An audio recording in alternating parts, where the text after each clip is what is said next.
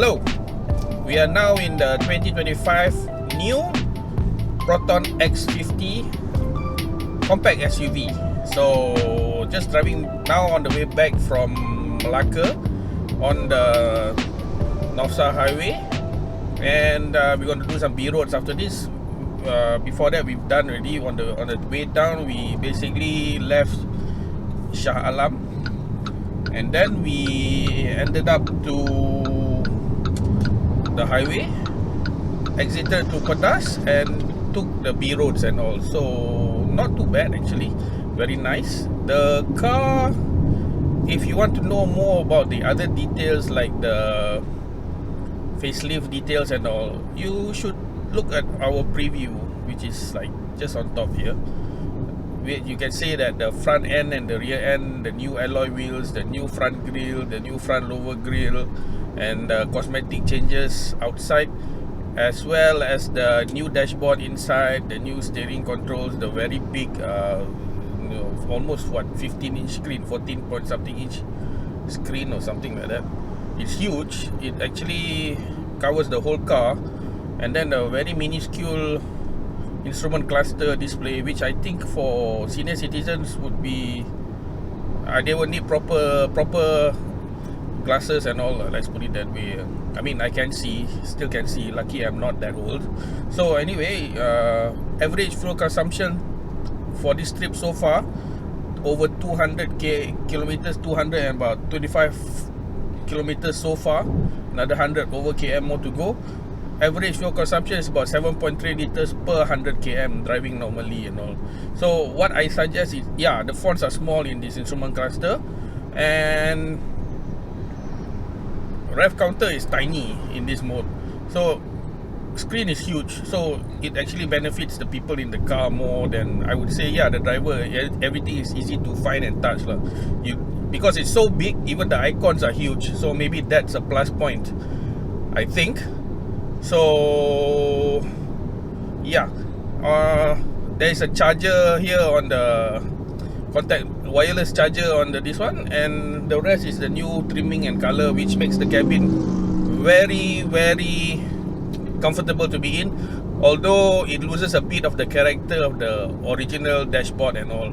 So the original dashboard looks a bit like a fighter cockpit and all, or the fighter jet with the vents and all. This is typically more of the usual big screens, big infotainment system, small screen setup, which is like, I think, easier to assemble, easier to make, cheaper to put together, and that's what it is. So anyway, in terms of driving the car, there are no pedal shifters in this top spec model, so don't expect it in the lower models and all. This is the top spec flagship model and all. It has the usual, that has a sunroof and whatever. It has adaptive cruise control and all the ADAS systems.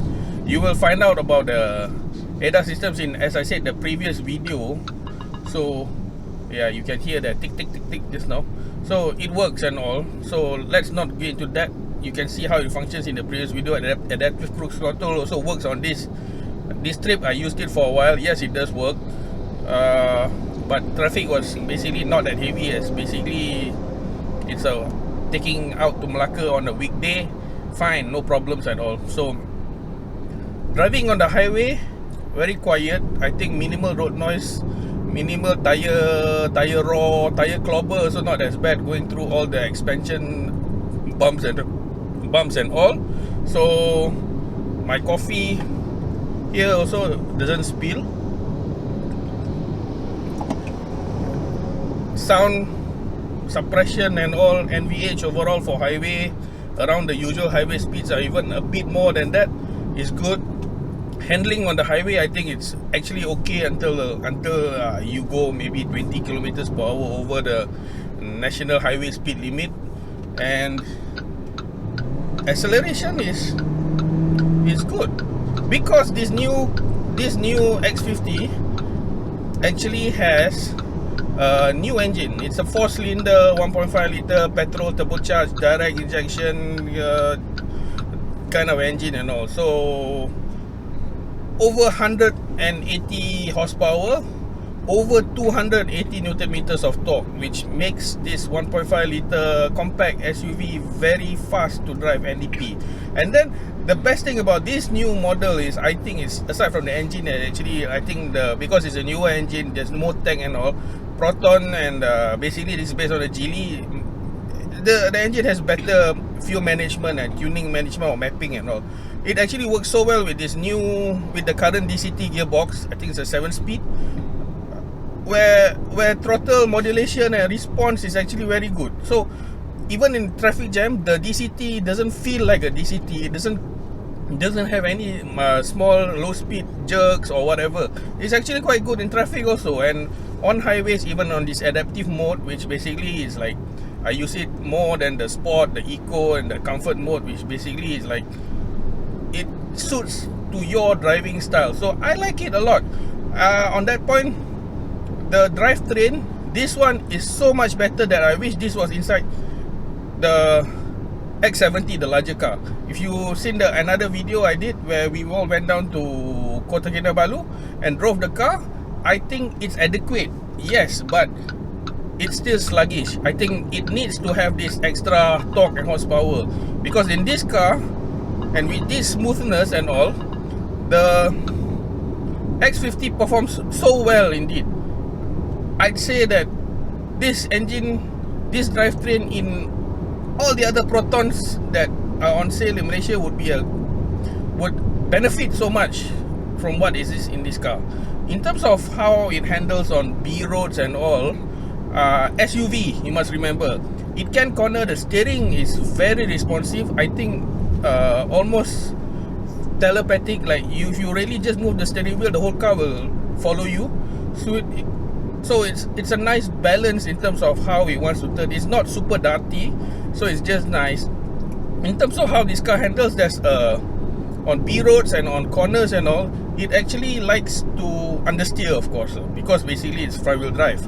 So on that point, it's a safe stabilizing front wheel drive, coupled with the tallness of the body, where inherent body roll and all. I mean, if you want the car to be slightly less comfortable, yes, I think Proton could have tuned it to have less body roll, maybe thicker anti-roll bars, whatever, and all these sort of things, harder springs, harder shocks and all. But I think in terms of overall comfort and all, the ride comfort here right now, it's not bumpy at all. There's no tire, as I said, no tire clobber, not much tire clobber over bumps and ruts and all.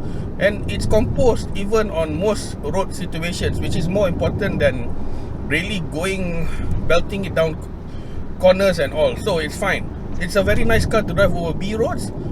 And with that extra power, I think with 180 horsepower, over 280 torque, most importantly is the torque. It allows you to actually pull out through corners, which is nice. Which is nice actually in terms of a car, how to drive. It's actually very balanced. I like cars like this in some ways. Of course, I would love it if this was actually a car 2-3 centimeters lower in terms of ride height, 5 lah, then it'll be a car.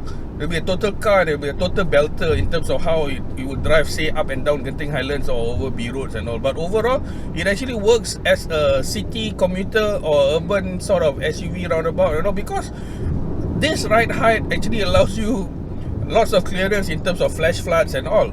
So good in terms of maybe, you know, over certain rough terrain and all, you can settle everything because there's enough ride height and all. But the thing about this also is, like, in a compact SUV, the pivot point where you just get out from the car and in the car is actually quite nice, because you just come out straight. You go in also, you sit straight in it. You don't have to climb up or like fall down into the car. So it's nice, and the seats are nice. The seats are comfortable. Body hugging and all in the right spots and all. I think it's very comfortable for a long distance drive. Wasn't tired at all during my 3-hour drive down. Why 3 hours? Because I took my time. Then I went around Melaka town, took a bit of took scenic roads, got lost a bit, because sometimes when you don't key in proper instructions to the navigation, things like that happen. So aside from that, it's fine. It's nice. I don't think I have much to complain aside from this tiny screen here and this extremely large screen here. Now that's the thing. It's like, am I complaining that the screen is too big now? How big can the screen go? Maybe that's the question we need to ask. I think this is as big as it should go, because even bigger, then might as well just put in a whole TV here and all, and then we watch the TV and then use the cameras to just pilot the whole car and all. I mean, it's huge. It's so big that it actually takes up nearly 1/3 of the estate space of this dashboard and all. Maybe it's nice, it's unique, and that's what people want. So this is what Proton is giving. And then we must remember that this car comes in at around what, 88,000 to 110,000 ringgit. My God, what they're giving you? They're giving you a powerful engine, a good gearbox and all, surprising gearbox and all, which actually helps, you know, in how it drives. Even in town, it's smooth and all. Acceleration is good, adaptive. This one, decent fuel consumption, actually quite good fuel consumption for driving and all. Cruising now at 7 gear, so it's actually very comfortable and nice for around 90,000 to 110,000. Now, even if they say they give you your rear end discounts or festive discounts and all, that will be a great purchase. And then how it looks from the outside, it's modern, it's contemporary. It doesn't look like something from 1965. So that's very good. And what more do you want? Big wheels. Yeah, you've already got big wheels. You got sunroof. You have your ADAS. So if you're worried that your children want to take your car, your college kid, driving kid wants a car like this, it has got all the blind spot sensors, the cameras, the camera when you want to, the 360 camera, everything is there. Maybe the only thing that you can complain is that everybody will be buying this car because this is the most popular compact SUV in the market today. But there is a reason. This isn't a bad Proton. It's a very good Proton. It's a very good car overall, I say. Certain flaws and all, because like that's technology nowadays. People want this touchscreen thingy and all, which I don't quite like, because I like physical buttons. Because if you're driving very fast and all, yes, I think the screen compensates because it's huge, so you don't have, you know, that the aircon vent, the aircon controls are going to be right in the middle, so it's fine. Compared with a small screen, this is actually fine on that point. So yes, very good.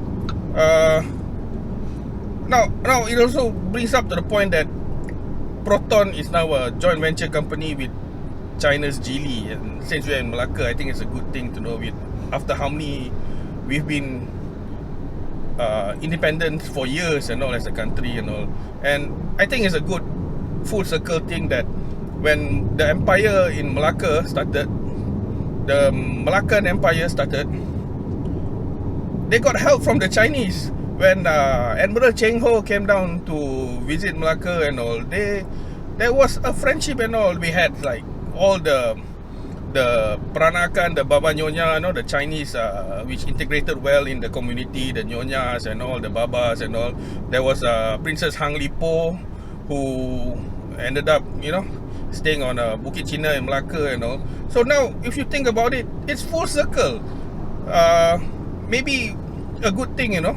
We're still not say dependent on China, but China is helping out and all. Proton, who was basically suffering as hell, now we got good cars, still within a reasonable price. Some people say competition or whatever and all, because they're still getting protected. But overall, this car I'm driving is actually good. It's not a bad car. If you like something within that price range, you don't want to spend so much and whatever, I think this is a fantastic car to drive and to actually just own. It is good, it's comfortable, and I am enjoying the drive. It's not a bad drive. I can't really say that it's a bad car, because it's not a bad car at all. There's nothing really bad except for niggles here and there, which I think every car has some niggles. If it's not that, then what's the point of improving? We just do the same car from say 1985 until now. We just keep on driving the same car over and over again. So changes are there. This is progress. This is what we have now for say around 100,000 ringgit. This is about 110,000 ringgit, and it's actually very nice and comfortable, quiet. So there you go. That is my review of this new 2026 onwards Proton X50 SUV. I hope you enjoyed my review, and even if you don't, it's your opinion. I really don't really care, no. But anyway, thank you very much for watching. Till later.